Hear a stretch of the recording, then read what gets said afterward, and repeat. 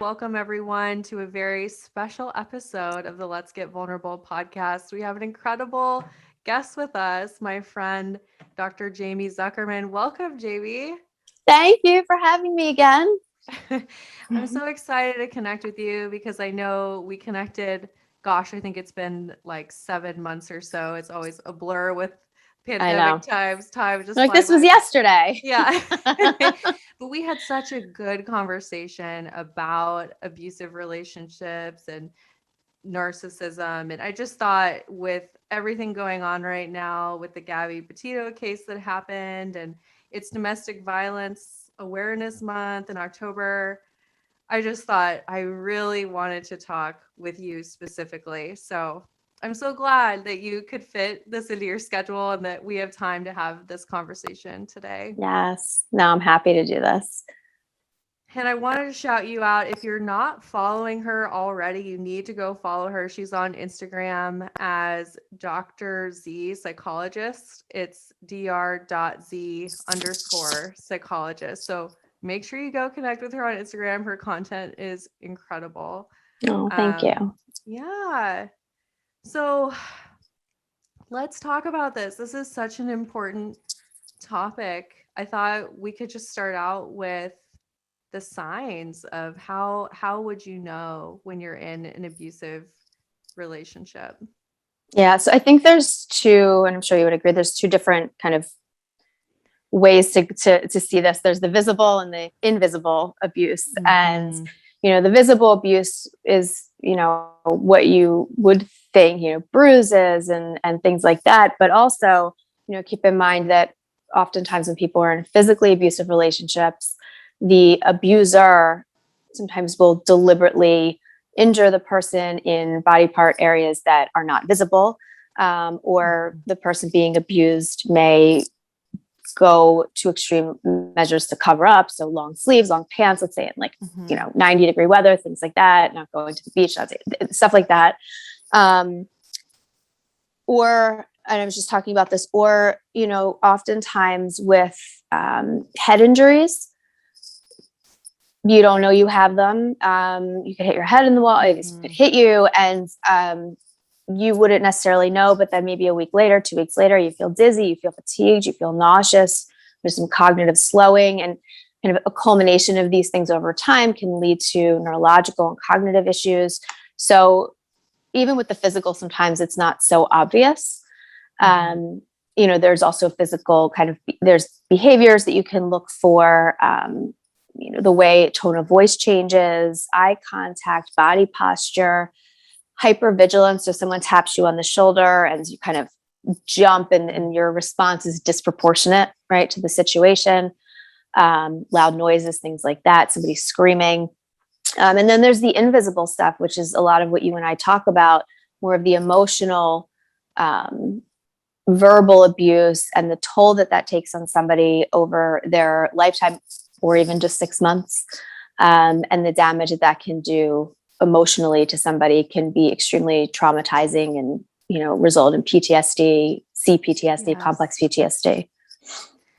Thank you so much. I think it's really important to be able to openly talk about these things because it's just not talked about. Right. And what I like about the visible versus invisible is making sure that people know there's this huge spectrum and that one abusive relationship is not going to look like all the others. There's just so many different ways that a relationship can be abusive.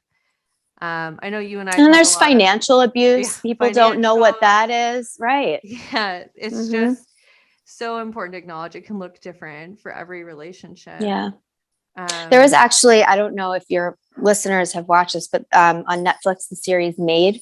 You heard about that yet? I saw that came out. I haven't watched it. So it's interesting because I won't tell you, I won't give the series away, but there's one part where she goes to social services and, they're talking about domestic violence. And she says, well, I'm not abused. It's not real. It's not like real abuse. And the woman looked at her and said, well, then what's fake abuse? And it was just it was such a good line because it's like, well, right. No abuse is fake. It's either abuse or not abuse. And there's no yes or no with that. And so it varies on that continuum. And I think people need to understand that just because there's no bruises doesn't mean it's not abuse.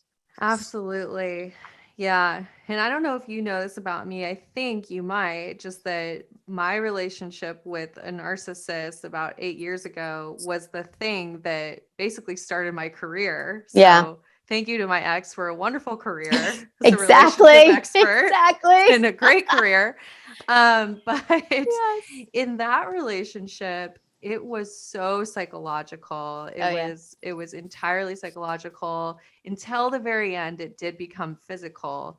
And when it became physical for me, Yeah. and I ultimately had a near death experience, and there was someone there to witness it, and Oh, a police report, and it came to this very rock bottom moment for me, and I was able to get out. good for But you. I think what's not talked about is that it doesn't just magically get better once you get out. Like, Correct. there Yes. was years of Yes. hypervigilance for me. There was having to go and file the restraining order. There was Mm-hmm. the death threats that got sent to my workplace. Like, it does not just magically get better Nope. once you get out. No. It's And so hard, and I think that's why so yeah, many people feel they stuck. stay. They stay It's because of that. so hard to get out.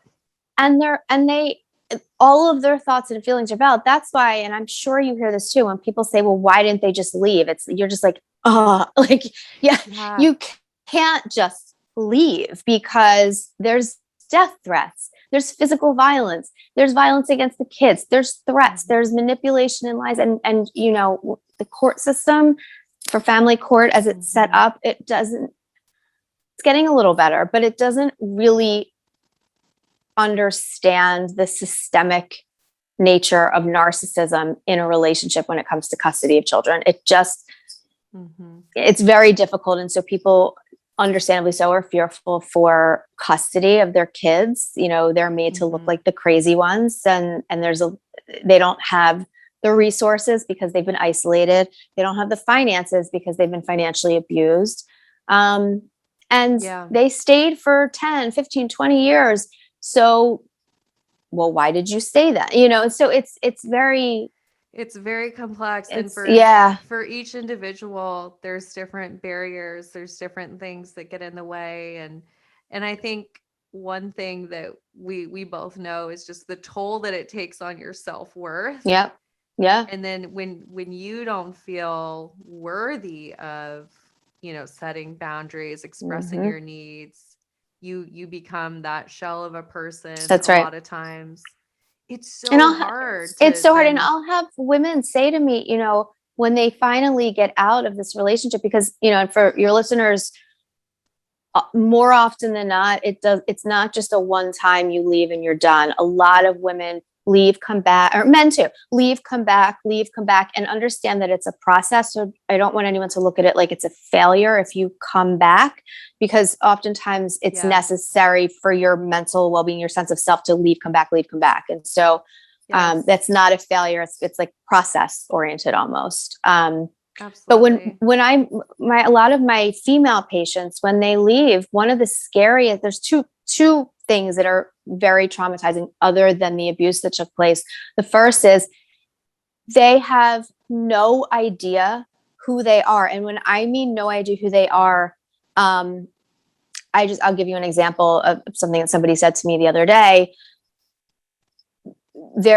Obviously the bedroom, right? And the bed itself is a huge trigger for a lot of women in narcissistic abusive relationships. And when she left, she always, let's say, slept on the left side of the bed. And when they separated, it was the other day, she was so unnerved by the fact, and to anyone else, it would be like, what are you talking? This doesn't mean anything. But it shows the degree to which it rocks you to your core of your self-worth and who you are. She was so unnerved by the fact that she didn't even know what side of the bed she prefers to sleep on, like to that degree. Doesn't know what type of food she likes because she was told what to eat and what to cook. Doesn't know her favorite color because she was told what to wear, told what color car to drive, Mhm. doesn't know I their taste in music because can they weren't so allowed to relate to listen. that. I don't think Yeah, people understand the how deeply it goes. loss of self completely, Yeah. loss of identity, and then So you're and faced it's with traumatizing. it is. Yeah. And then I think the other part of it that's traumatizing for people, at least like anecdotally, what I hear is that this realization that the entire relationship as they knew it Mhm. wasn't, I don't want to say wasn't real, but wasn't what they thought it was. And this person they constantly tried to get back, the good one from the beginning, it never existed. The whole Mhm. relationship was It felt not, fake. Yeah. it's fake. They don't have the capacity to love you. They don't love the children in the way you think. Everything about it was not real in a sense. And so there's a sense of wasting time, wasting your life, and that's very traumatizing too. So you're right. After the breakup, in a weird way, it gets harder, but in a more self-focused way than outwardly. Mhm. Mhm.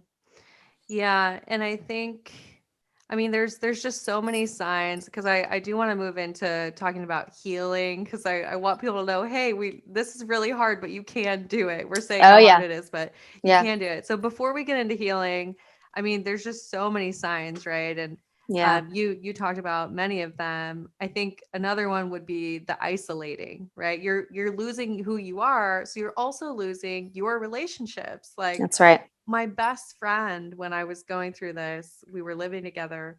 She had to move out. She Yep. didn't even recognize me as a person anymore.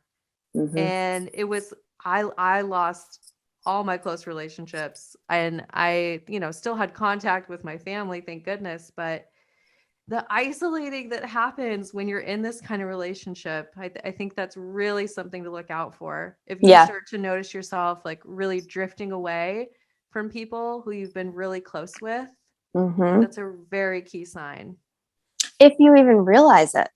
right? Do you know what I'm saying? Like sometimes you don't even realize it until way later on. And, I describe it as if you think of yourself like on a platform, right? And then it's very subtle. This type of abuse is Mhm. very subtle. You don't see it coming until Mhm. every so often a bar is put up. And then before you know it, you look around and you don't know how you got there, but all of a sudden you're in this like cage. And Mhm. it's like every so often these bars go up that you can't get out. And before you know it, you've been isolated from friends, right? And it starts Yes. something like, oh, that girl Jamie, there's something about her I don't trust. I know she's your best friend, but like I don't know. So they start Yes. to challenge your reality through gaslighting, and you start to believe these things, and they'll twist it so that you're like, oh, maybe I don't trust her, and the lies, manipulation. So before you know it, you're isolating yourself from other people. Other people isolate from you because you're not allowed to call them at certain times. You're not allowed Mhm. to text them certain things. You're not allowed to be on social media. You can't meet them out for a girls' night. And Mhm. you don't want to go out as a couple because you don't know what your partner's going to do, if they're going to freak out and have a rage or they're going to be charming. And so you just avoid. And before you Yes. know it, your world's so small, you've isolated. And I mean, you're very fortunate in the sense your family, I know from speaking to you before, your family did not leave you. Like Right. your family stuck by you. And so Mhm. that social support is a huge predictor of your ability to leave. Mhm. Mhm. It's very difficult. So Yeah. family and friends you start to isolate from, and And it's over time. yeah, I love that metaphor that you shared. The other one that I'm sure you've heard is about the frog and the boiling pot of water, Mm-hmm, mm-hmm. Yep. right? If They don't know. Yeah. if the frog like knew that the pot was gonna boil, it would have never jumped in there. But Correct. you have a cold pot of water, the frog So is in there tempting. Yeah. enjoying it, and then you Hmm. slowly turn the heat up, and then it's boiling, and then by that time it's nearly impossible for the frog to jump Correct. out. So, Correct. anyways, I like your metaphor though. And it's just it honestly, I don't know about you, but this recent news with Gaby Petito and knowing that she lost her life essentially in one of these relationships. And I know there's not 100% evidence that it was him, but everything's pointing to her partner. Yep.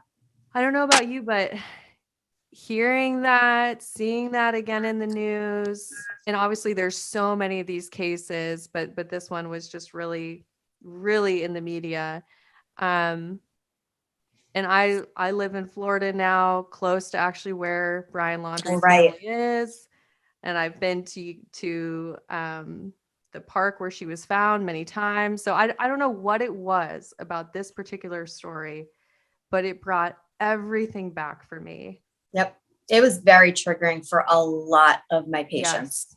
A lot.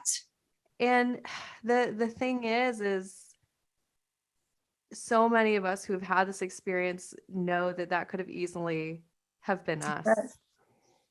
And for me it was this Yeah. huge sense of gratitude that I was able to get out, and just an Yeah. overwhelming sadness for all the women who aren't, who Yep. maybe if they haven't actually died, but they've died emotionally, they've died spiritually, and they're still living in that prison of that kind of relationship.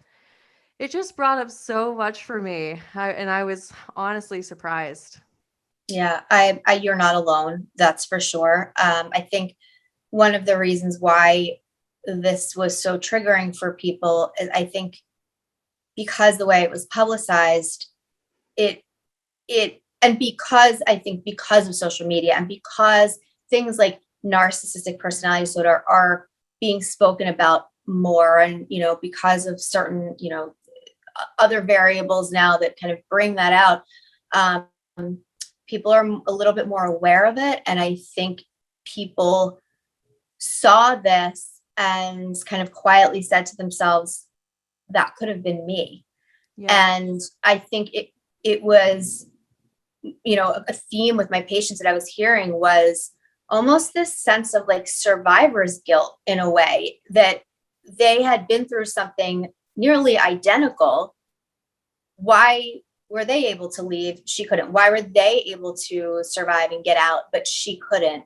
And there was a lot of, I think it was way too close to home for a lot of people and very relatable. And I think it really triggered and scared a lot of people. And I'm hoping that it helped people. I'm hoping that came from this at the very least. I hope so. I hope so. And even the fact that, you and I are here having these kinds of conversations, and I'll always tell clients that I work with, there was no Instagram when I was going through the Nope. relationship I was. Nope. I thought that I thought there was something wrong with me. Here I am getting my PhD in clinical psych, and I must be doing something wrong that's Yeah. causing my partner to treat me this way. There just wasn't the same dialogue out there about narcissism or abusive relationships. So, because you'd probably go out and he would be charming and gracious with everybody and funny, and then behind closed doors he's a certain way with you, and here you are, an expert in psychology, you think you should know better, so it has to be you, right? Like that, and that's it's gaslighting at its best. I mean, it has to be you. So right. I think that, like, the one thing I will say, and I hope people are made aware of this, and again, it's nobody's faults. I'm not blaming the people that miss the signs, because we're kind of conditioned as a society to not pay attention to this stuff unless we see bruises. The police came, that they saw, and you see the videos and you see him smiling and sometimes and being very calm, and you see her crying and shaking and her shoulders hunched over, her eyes, and I think that I just think that two things. I think sometimes authorities don't know what to look for. I don't think there's enough education and training at all. And I also think that, and I know this is talked about in different states, and there's certain groups that really kind of push this. Maybe police officers aren't the right, or maybe somebody else goes with them, but social workers or therapists in the community go out with them to be able Yes. to assess the situation, to say, you know what, there's something else going on, because that probably would have been a little bit more accurate. I agree with you. And the part that you said, it's no one's fault. I think it's really important to acknowledge that there's a lot of factors in any relationship like this. And um I think as a society we do often, blame the victim and say like, oh, they should have got out, whatever. But what about the perpetrator? Like, why are we letting Correct. people grow up like this? And Correct. it's And the other thing too, I was thinking, it's for her to call the police in the first place, alone with him in a van in the middle of nowhere, took yeah, so much courage, very brave, and then nothing happens. right? So like, I would have never been able to do that in my no. relationship. And to be honest with you, I don't know if somebody asked me if that was the best thing to do, what I have to be honest. I don't know how. So hard. She was trying, clearly. Like She I'm was sure trying. I'm sure she was I'm sure trying to get she out. felt scared to death after they left. Yes. And as far as like how we're conditioned in society and how people are growing up like this, we didn't have social media. We're that generation that we weren't born with the internet. We weren't born with any of that. And then it came later. So I think generations now, younger generations that are born with this, that have this, that grow up with this, they're growing up in a totally different environment and context where everything is public. Mm-hmm. And I think it goes both ways. I think there's a pros and cons to it. I think in one way they're growing up with no privacy, but in a healthier way they're growing up with no privacy. So maybe we watch each other. I don't know. I don't think we know yet what's going to happen, to be honest. But yeah.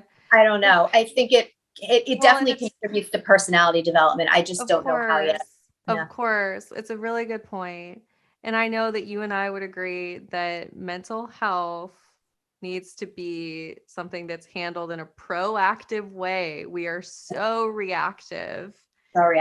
In how we handle it. In undergrad, I did this campaign that was like psychotherapy works, treat therapy like a dentist, or it was something like that. Yeah. I remember even in my undergrad years as a psychology student, I was convinced we need to treat visits to a therapist like you would to a dentist twice a year. That's right. It needs to be preventative, not this post thing now, this reaction of, wow, he clearly had mental health concerns, personality disorder. It was never dealt with. No, and I, it would normalize it. No one, there's no shame. Like, I have a primary care doctor appointment. I mean, you tell your stranger on the street that, like, it would normalize it. And I think the other thing it does is we're not chasing this acute crisis, the results of this acute crisis. Instead, you're seeing people when they're not in crisis, which is always better emotionally and cognitively. They can take things in better. They can process things more. Their head's not filled up with stress. So you're learning coping strategies twice a year so that when something does come up, you can handle it. Yeah. It's preventative medicine. It's no different. We need preventative medicine for mental health. Yeah. So, and I know obviously that doesn't take away from the tragedy that has happened. And I know people have so many questions. And just as you said, it's been so triggering to many. And I think we can just also acknowledge that pain and grief, and it's okay to feel whatever you're feeling. There's no solution to this. It's really painful to acknowledge. It's tragic all around. It's tragic. Yes. And I really appreciate being able to talk with you about this. And I know that you get it. And I know that that's why so many of your clients come to you. So I do want to transition and just talk about the woman that does leave, that is able to leave, that just, defies all odds and gets over all the barriers and does leave that abusive relationship. Let's just talk about the healing journey that comes after. I say this jokingly, but I really mean this. Don't ever mess with a woman who has gotten out of a narcissistic abusive relationship, It's so because true. you don't want to mess with them. It's like J-Lo. It's like J-Lo in that movie Enough. I kid you not, Yes, Jamie. I took up yes, boxing. I'm strength training, like yes, for an entire year after, like yep. You don't mess with them. yeah. It does make you incredibly strong. Mhm. Yeah. I know that, afterwards there's going to be a million emotions that you're going to be having, and like you said, every single one of them after you leave is totally valid. You're going to feel guilt, you're going to feel shame, you're going to feel embarrassment, you're going to feel relief, you're going to feel depression, anxiety, fear. You're going to miss them and not understand Yes. why. You're going to still love them and doubt your decision and consider going back, and you're going to have Yes. all of these, and you're going to have them for a while. It's totally normal.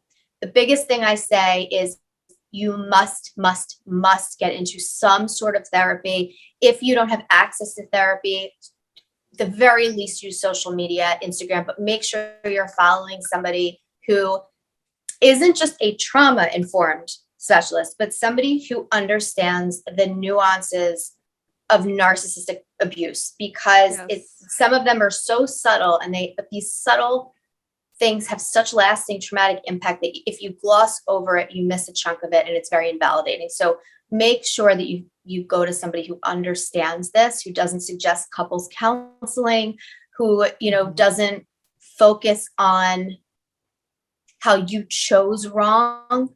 There's a lot of healing that has to happen before you even address your patterns, maybe that got you into this type of relationship. It's a lot of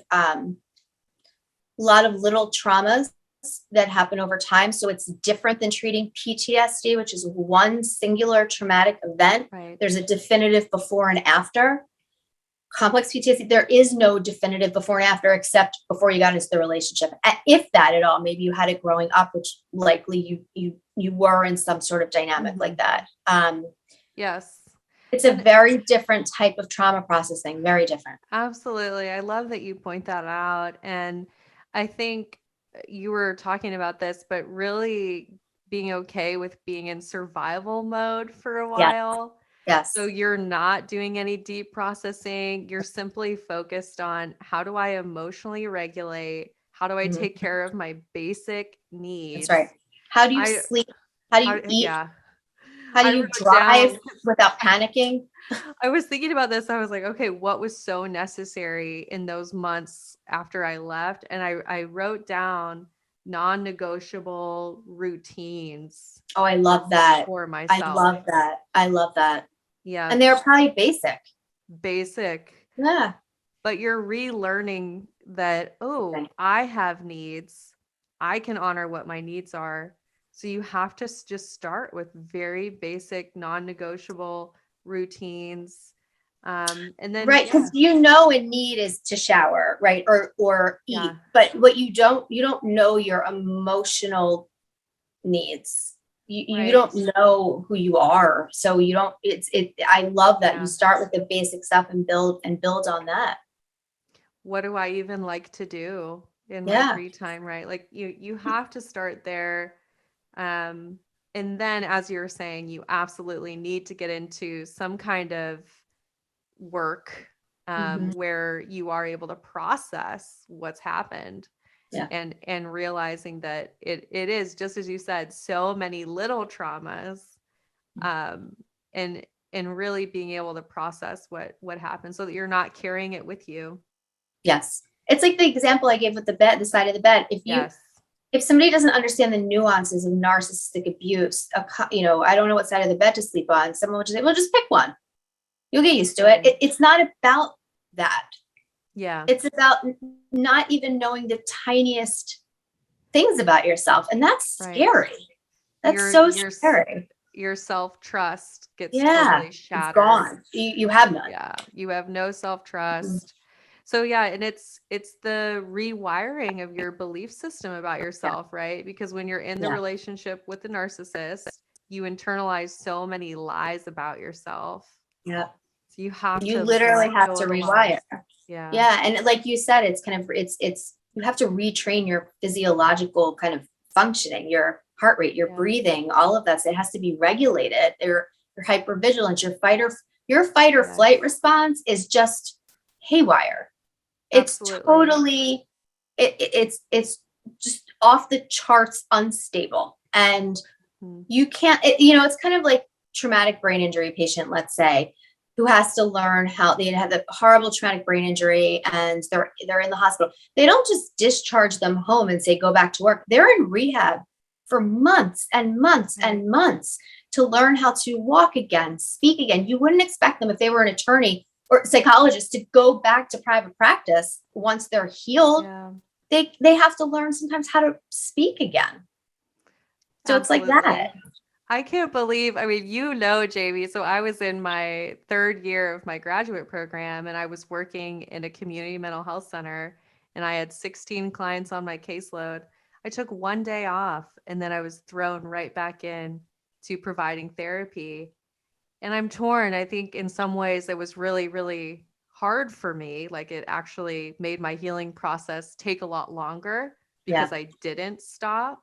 Yeah. But I also think it gave me that gift of distracting myself. And for survival, I almost needed to completely disconnect from my internal experience. But I think sometimes you have to, it gave you objectivity. Yes. Yeah. I think this piece though of like, wow, giving yourself so much self-compassion, so much grace, because you're essentially relearning how to do everything. You're getting to know yourself probably for the first time. You're getting to really deeply know yourself because you're forced to. Mm-hmm. And this is a process. It doesn't heal in a couple of weeks. No. This is a process. No. And I think, and I don't know if you experience this, but I think this is also why it's important for people around you to understand that, other people around you may say like, why are you still worried about him? He was a jerk. Or why are you still worried about her? She wasn't good for you. Because they don't understand. It's not that you're not over them. It actually doesn't have to do with that. It's not about them at all. It's about you and what your process and what you're going through and how you're retraining to figure out who you are. It's not about you're grieving that person. You're grieving, I think, the loss of your identity. You're grieving the illusion of what you thought your marriage or your relationship was, but you're not grieving them. And I think it's hard for people to understand that. It's such a good point. I hope people can maybe rewind this for a second, listen to that again, because the truth is you probably hate them. You don't want to be with them. Yeah. It's about, I think a lot of it is the identity piece and who am I? And wow, like I knew exactly who I was because of the level of codependency and the control that existed. And now I have to start over. Mm-hmm. But I do want people to know that it is so possible to heal. Oh yeah. So all my possible. Patients, most of my patients get out, many of them are just on the other side. A lot of them are in the midst of it or in the midst of a divorce. Yeah. You absolutely get out. It isn't easy, but it's 100% possible. Like absolutely. Yes. And the narcissist, they may try forever to get you back. And it will bother you at first. I know this because my ex had a lovely way of just finding me wherever I was. I went to internship. He found where I worked and sent me flowers, like craziness. You know how they are. So he was relentless in contacting me.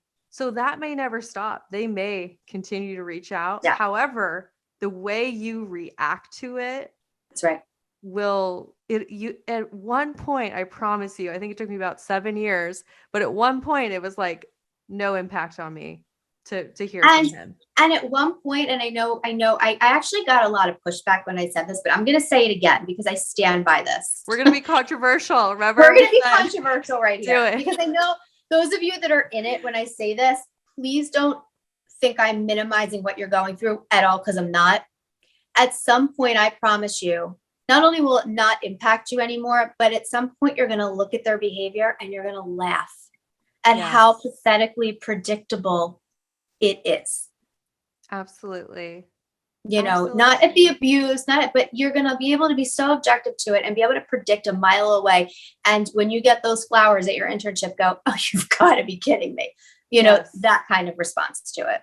Absolutely. I think it's really important to point out, just people who are in the midst of it or who just got out, you have a whole different life ahead of you. Yes, you do. And, you know, as someone myself now who's in an amazing, healthy relationship that is reciprocal, and I couldn't be with a better partner, feel so safe and so loved. It's like, that is available. I want you to know it is so available. And even obviously the relationship with yourself and your high self-worth, that's available. Yeah. I always say it's there. You just will have to find it, but it's not that you have to recreate it. It's there. You have to kind of uncover it, not create it. Exactly. So much of the healing process is unlearning. That's right. I think, to be honest with you, I would say like 90% of it is unlearning unhealthy patterns. Exactly. Yeah. Which is what makes it possible to heal, because it's unlearning. It's not something that it's not all learning new things where maybe you won't get it. You've already gotten it. It just needs to be needing to backtrack. Yes. Exactly. I'm so glad that there are women like you, like myself, who are out there to support other women or men. I don't know. Do you work with men as well, Jamie? I have a few. It's more women, but I definitely have a few. I found that my male patients tend to be, I run a group for people within narcissistic relationships, like, you know, who are out trying to get out. And I have men that come to the group a little bit more than individual therapy. Got it. I think because they know it maybe usually other males, and you know, and I bring that up because I do want to acknowledge men go through these experiences as well. Oh, yeah. This is not gender specific. But I'm just glad that there are people like you and I who know that this is a really unique experience. It's a niche experience. And we're serving people who have gone through these relationships. And it's like I said at the very beginning, this was the experience that kind of launched my career. And I have a very soft spot for women who are in those kinds of relationships or just getting out, because I know, I get it. I know how hard it is. And it's one of the things that when I help women, when they come and they do the ESL program and they tell me that, oh my gosh, it's the first time that I've had high self-worth and I love myself and I can set boundaries. And it's like there's a whole new dating pool of all these healthy men available to me now. I get so much joy and fulfillment out of that, because I know I'm helping people. And I think part of it too, and I say this a lot, and I don't know how you kind of experience this afterwards, but I really recommend people don't get into relationships until not just they've self-regulated, but until they've really understood their patterns and how to change their patterns. Because if you self-regulate and you feel good and, you know, depression, anxiety is stabilized, and you go out and you start dating again, but you haven't changed any of the codependency patterns, you haven't identified what feels like love is really, you know, something else. And you can't identify that, you're going to get back into the same patterns. And you really don't want to do that. So sometimes it's very hard for people who are in codependent relationships to be single and be alone and understand that it isn't supposed to be easy. That's why it was a codependent relationship for you. It's going to be very difficult to be alone, especially when your self-worth for so long was contingent on somebody else's opinion of you. To be alone is very difficult. Even if it's healthier, it's still extremely difficult. That's why when they come back and they send flowers and they do all these things, it's very difficult to not fall into that trap. And what I say all the time is they don't want you back for the reasons that a rationally healthy-minded person wants you back. They don't want you back because they miss you. They don't want you back because they realize they were wrong. They don't want you back because they still love you. They don't want you back because they want to try harder. They just want to see if they still have access to control your emotions. That's it. And that's all. And that's really traumatizing to really wrap your head around when you've committed so much time and energy to this person. It's a very good point. Everything that you shared there, I agree 1000%. It's heartbreaking. Yeah, it is. And I think I love the piece you said about you have to be aware of your patterns. You have to stop the pattern before you get back out and date. In the program that I designed, the first part is about awareness of your patterns. Yeah. And we do a deep dive. I call it the relationship inventory. And it's looking at every single significant relationship and really unpacking the patterns. So agree. I'm sure if we looked at that program together, Jamie, you'd be like, yep. I'm laughing because I call it their interpersonal inventory. I was like smirking when you said that. I'm like, I know what she means. Yeah, we're on the same page for sure. Yeah. Well, I know we could talk forever, and I so appreciate you. I know the audience is going to love this episode. It came at the right time. It's Domestic Violence Awareness Month. Jamie and I are sending you so much love if you relate to this episode, or if you have people in your life who relate to it, because seeing people go through this is also really traumatizing. Horrible. So it's horrible. Yeah, we're sending you so much love. Jamie, I want to give you an opportunity. Let us know, what are you up to? How can people connect with you? Tell us all the things. So let me think. You're on Instagram. I know I covered that. Yeah, no, other than 3 kids under 9. No, oh, that's a lot. That's a lot, isn't it? I'm on Instagram, Dr. Z psychologist. It's Dr.Z_psychologist. So I post a ton of stuff on everything from anxiety, everyday depression, high functioning anxiety, to toxic relationships, to narcissistic abuse, to just stuff on toxic positivity, and just, knowing that it's okay to not be okay, and it's okay to feel crappy. It's appropriate, and to, sit with that. And so I post a lot on that. I have a podcast. It's me, Dr. Z with JB. And you can download that on Apple, Spotify, wherever you get your podcasts. And we talk again a lot about narcissistic abuse and toxic relationships and strategies and tips. So that's every Monday night. We do a live podcast on Instagram and then upload it the next day for you to download. And what else? Book. I have a book coming out in April. And that will be on anxiety management strategies from a kind of acceptance and behavioral based approach, which means kind of teaching you strategies to sit with your discomfort, and kind of take action on your goals instead of waiting to feel better before you achieve something. So that'll be in April. And that's. Is there a way to pre-order the book, or just see where it's going to come out, or you'll have it in your... Yeah, I'll post it. It's going to come out on Amazon and Barnes and Noble. I know that. We're still kind of in the works with the title, so I don't even really necessarily have that for you, but it will be in a workbook journaling format. So it's interactive. Wow.